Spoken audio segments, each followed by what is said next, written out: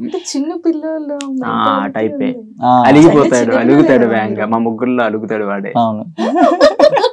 And వాడికి aggressive కొంచెం చూసినప్పుడు వీడి మీద చూడాలి. వీడేదో తింగర పని చేసినప్పుడు వాడు అరుస్తాడు, నేను చూస్తాను.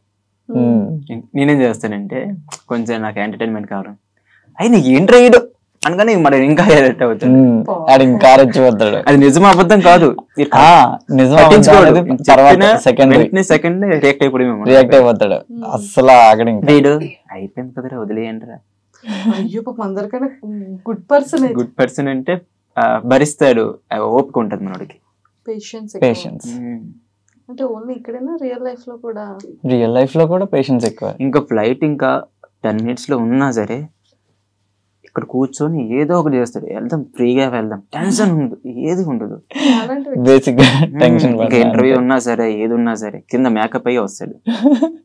ఇప్పుడే మేకప్ లైక్ ఏమైనా సరే, లైక్ అవుట్ఫిట్ చేంజ్ చేయడం గానీ వెంటనే. ముగ్గురులో ఎవరికి ఎక్కువ ఫాలోయింగ్ ఉంది?